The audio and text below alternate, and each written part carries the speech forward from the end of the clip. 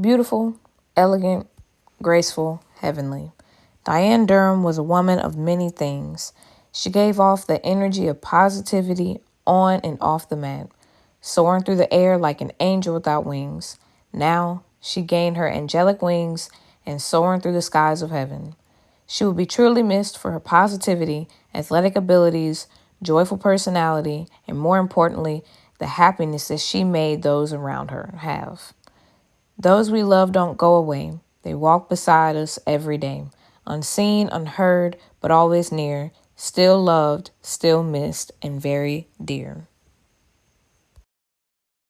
Putting it in one or two words is very tough. I would say that. I mean, she loved life. That was definitely one thing I would say about her, and she was a very outgoing person.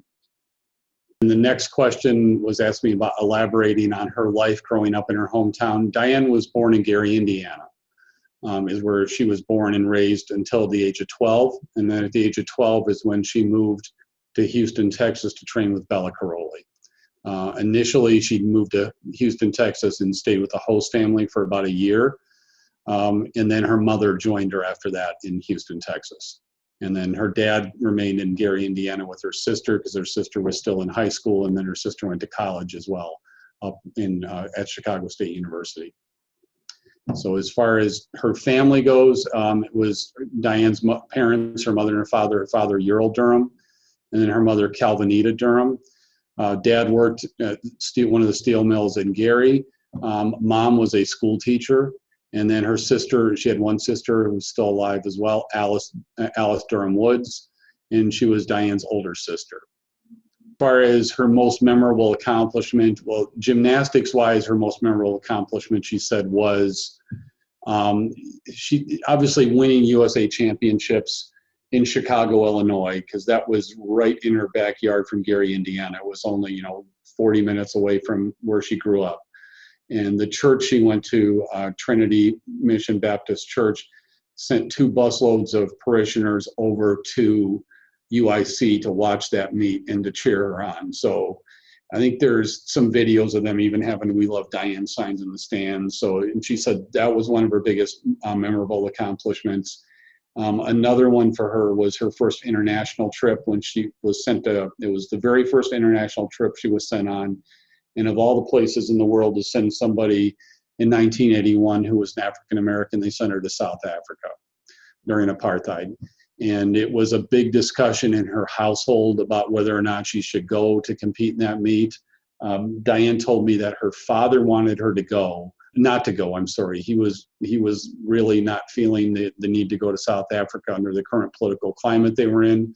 Her mother was the one that felt it was important for Dianne to go because her view on it was if Dianne didn't go to South Africa to compete, USA Gymnastics would probably use that as a way to deny her future international meets. So as usually our moms went out in those discussions, and Dianne did go to South Africa and she competed, and she actually went there 2 other times to compete as well. And she won the meet in 1981. So at the age of 13 years old, she went off on her own as far as the U.S. delegation, and she won that meet in South Africa. And there's some side stories we can get into that with, in a little bit, but as far as memorable accomplishments and any regrets, she said she never had any regrets on how her gymnastics career came out. She said, and she always said people shouldn't feel sorry for her because, as long as you have a good parental upbringing and strong foundation, that you will get through life. Of course, did she wish she was on the Olympic team in 1984? Yes. And like I said, that could be something that we delve into a little bit in some of these other questions too, though. And the 26 years I was married to her, I knew her for 29 and we were married for 26 and a half. Those were probably I always said she was the love of my life. And she was my best friend. So those were, the best times of our lives, I think, for both of us, we always felt. And the kind of person she was personally, Dianne was a person who was very outgoing. She always said that her and I were a perfect example of opposites attracting.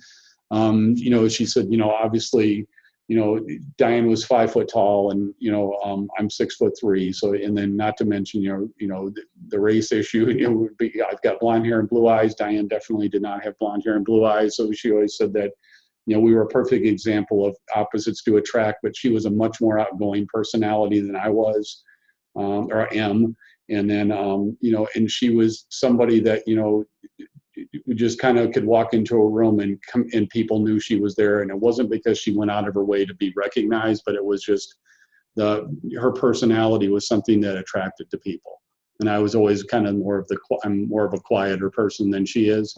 So for her, she definitely her personality was something that, when she got inducted into the Hall of Fame, the man who gave the introduction to her, Paul Ziert, was Bart Connor's former coach and somebody that produced. Dianne appeared in over 100 of his gymnastic tour shows, and he said that Dianne was an entertainer. He said, but also he says Dianne was a person that he goes, the best way to describe Dianne, she was Dianne.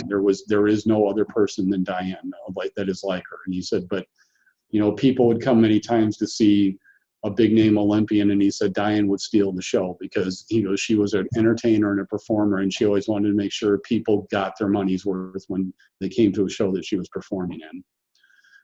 And outside of, yes, she did like gymnastics, of course, but her biggest love, as sports-wise, was the Chicago Cubs. She always said she cheered for them because they were the underdogs, and her seeing them win the World Series in 2016 was kind of like that was her gold medal. I hate to say, because she was so happy they won.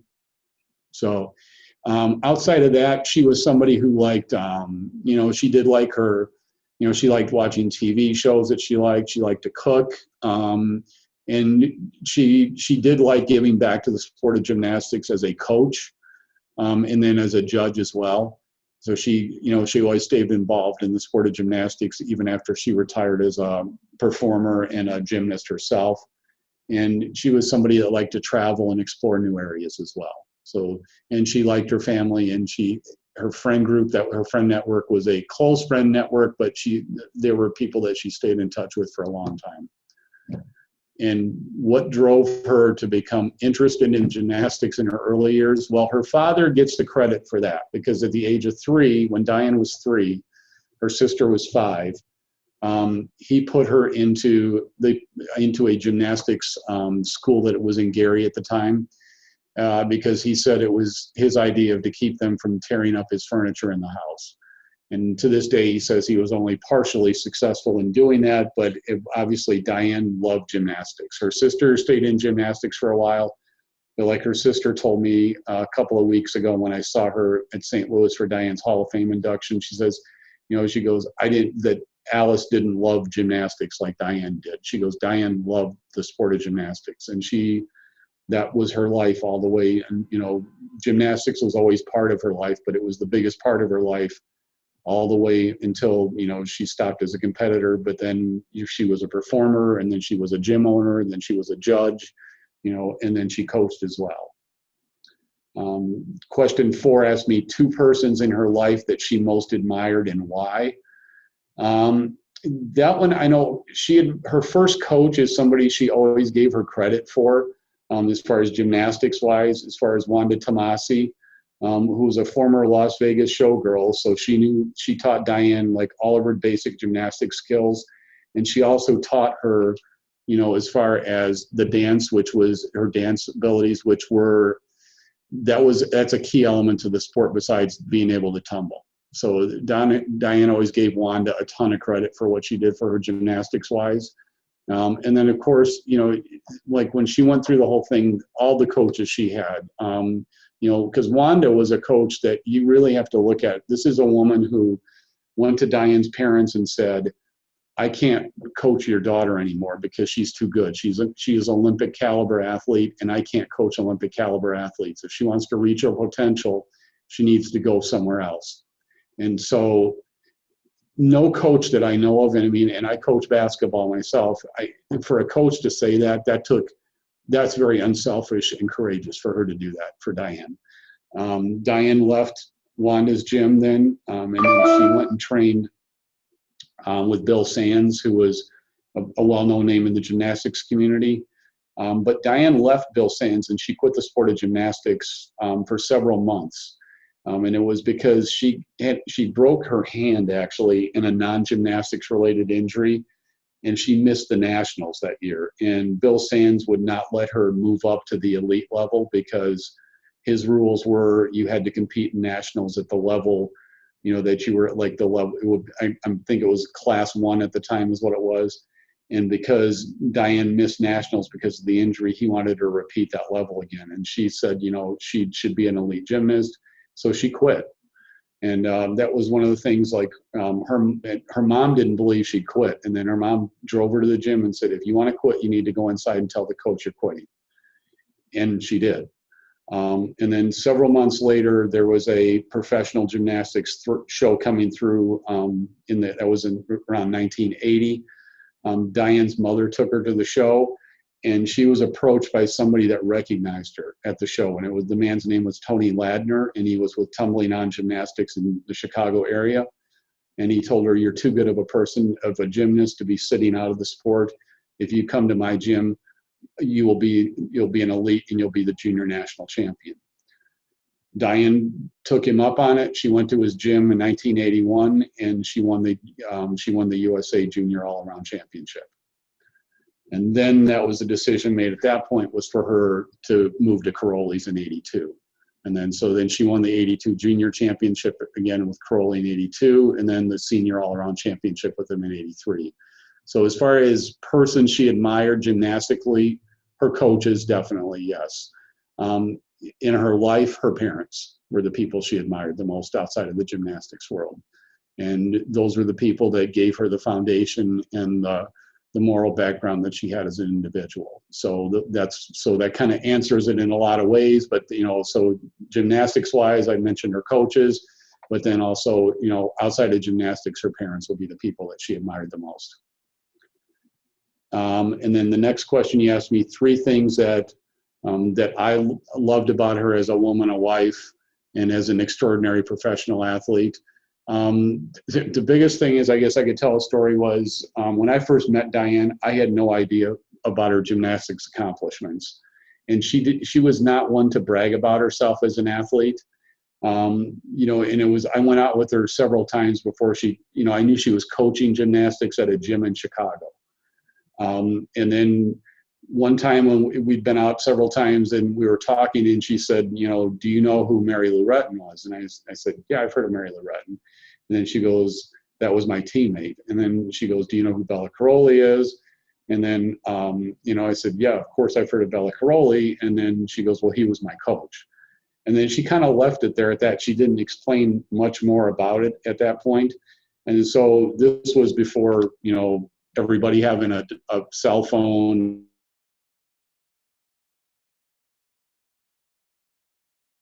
a laptop at their house, school, and I started looking things up, and I was like, holy cow, that's how I found out about her gymnastics success. It wasn't something she actually told me about herself. Later on, I found out with her, she said that gave me a huge points with her, because she felt that I fell in love with her because of who she was as a person. It wasn't somebody that was, stargazing at Dianne Durham, the gymnast. So that's actually how I found out about her gymnastics accomplishments that way. And as far as an individual, she was kind and caring, and she had a big heart. She always put others in front of herself. So that's where it was, in that example of her not letting me know who she was, gymnastically, until I went out with her, oh God, it was like we dated for, it was well after a month after I dated her that I found out about her gymnastics background. So that was kind of a situation like that. But so I hope that answers that question. When we get done, if you want to go back, we can go back to things. The next question was, what is the dash in her life that you most wish would be remembered about her in 100 years from today? I think that, the biggest thing is Dianne Durham would be remembered 100 years from today as a gymnast, of course. And that would be the biggest thing, I think, is that she was a trailblazer and a pioneer for African-American gymnasts. It took a Dianne Durham to open the door so that by 1992, Betty Okino and Dominique Dawes could actually be put on an Olympic team. And they could end up getting, Dominique Dawes became the first African-American gymnast to actually medal in an Olympics. So did Betty Okino on the team side as well. But Dominique Dawes did individually. And then Dianne Durham opened the door. So then by 2012, Gabby Douglas, the comparison I always said, Dianne Durham opened the door so Betty Okino and Dominique Dawes could walk through it. By 2012, Gabby Douglas ran through the door by being the all-around champion, plus being part of the team championship. And then now Simone Biles has flown through that door that's been opened because she's the best gymnast in the history of the sport right now, not only in this country, but in the entire world. So, and that's one of the things that Simone Biles has sent me a video that when Diane's Celebration of Life takes place in November, we're going to, with that to be shown there because she'll be on tour at that point. And that's one of the things she gave credit to Dianne opening the doors for gymnasts that came after, like herself. And Betty Okino has sent me a video expressing the exact same thing, that without a Dianne, there wouldn't be anybody else that came after her as well. So I think in 100 years, that's where we're going to be sitting. That would be where people talk about Dianne. She was a trailblazer and a pioneer for African-American gymnasts. And anything else you tell us about Miss Durham's life that you would like us to know? Well, when she went to South Africa in 1981, I guess I could tell this story. Her mother, like I said, wanted her to go just because she felt it was important. Otherwise, the federation may not let her go on other international trips. So her mom did sew her passport inside of her warm-up jacket and told Dianne, make sure you keep your passport on you at all times. And Dianne told me at the time she wasn't, she knew what apartheid, she'd heard about it, she didn't really understand the whole ramifications about it until she got in South Africa. Now, the man that was leading the U.S. delegation there, because there's always a coach that's in charge of everybody, I do not know what his name was, but that individual took the whole U.S. team, and Dianne was the only African-American gymnast on it, to a movie theater in South Africa, not realizing that movie theaters are segregated like everything else was in the country. So Dianne goes in with the entire U.S. team, and then as the movie starts to play, well, people are throwing popcorn and other things at her, and everybody's trying to understand, like, what's going on here. And then finally, somebody started to connect the dots and realized, oh my gosh, we're in a segregated movie theater. So the team, they got up as a group and left, realizing that, to make their statement is, they're not going to tolerate one of their teammates being treated that way. I would question the judgment of a coach who didn't know what that apartheid's practices were at the time in the 1980s in South Africa and think that you could get away by taking an entire team, including an African-American gymnast, into a segregated movie theater and nothing was going to happen. That part, I question that coach's common sense and, not keeping up with what was going on, to say the least. So that would be something I'd say. And then Dianne, of course, I'm sure you found out in the research, she got hurt at the 1984 Olympic trials with one event to go. There's poor communication went on. As far as, being able, that's what kept her off the Olympic team, because she was scratched from the meet with one event to go and not competing that last event on even bars. She was only 0.24 points away from being on the Olympic team. So like Dianne did say, if somebody had told me at that meet I needed to get up and do bars, I would have done bars, even a watered down bar routine, and I would have scored definitely higher than a 0.24, and I would have made the Olympic team. That, there's all kinds of, I've heard Dianne's version of that story where she was told and she was assured by individuals, you don't need to do bars, don't risk further injury, you've done so much for this country, your spot on the Olympic team is insured. And then, of course, she found out shortly after that that was not the case. Bella Caroli tried to petition her onto the Olympic team, and that petition was denied. So that's how Dianne did not end up on the Olympic team in 1984. So it's, but Dianne did come to terms with it. I mean, in 2017, when she got inducted into the Region 5 Hall of Fame, and that speech is on YouTube as well. If you look at Dianne Durham Region 5 Hall of Fame speech, where she does say, I'm kind of paraphrasing, that she came to terms with what happened there. And, life was too short to always think about what if all the time. And so she had let that go, and she had actually forgiven anybody that had a hand in keeping her off of that Olympic team in 1984. And that's maybe something when I'm, there on that Friday, I'm sure that will be some questions if there's things that, the researchers want to ask about. Definitely we could go into some of those things. And I believe that Dianne was in the process of writing a book prior to her passing away. And we are finishing that book up to honor her wishes. And I'm not sure if the author is going to be able to be there or not, because he's from Ohio. But, that might be, if he does come down, that, he's interviewed several people. Obviously, we're getting a book put together, but, everybody that he's talked to has said that Dianne should have been on that Olympic team.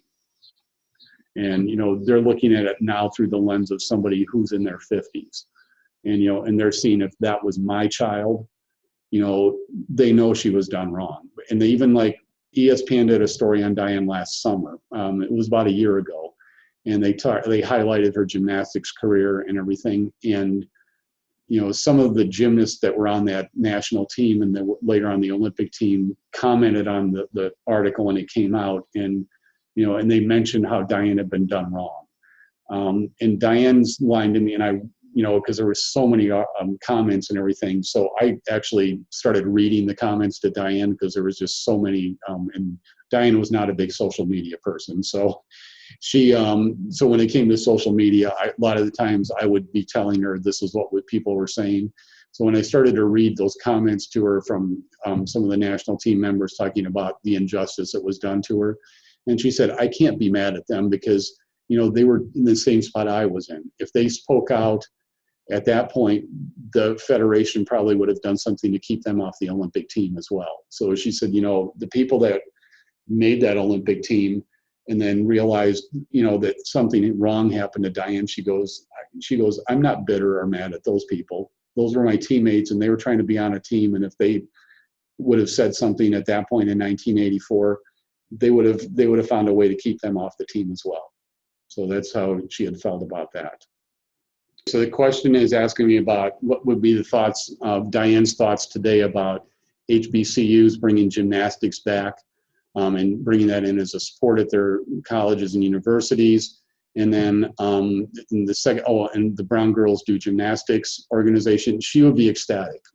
She would be so happy to see that, gymnastics is spreading, and that's the ground level where one of the things Dianne was big about as a coach later on, she always said, she wasn't trying to coach Olympic athletes. She was trying to coach college scholarships because she said that would pay off for the student more in the long run, because now they've cut the Olympic team down to 4 members that compete in the team competition. And she said, how many thousands of kids are competing to try and get those 4 spots?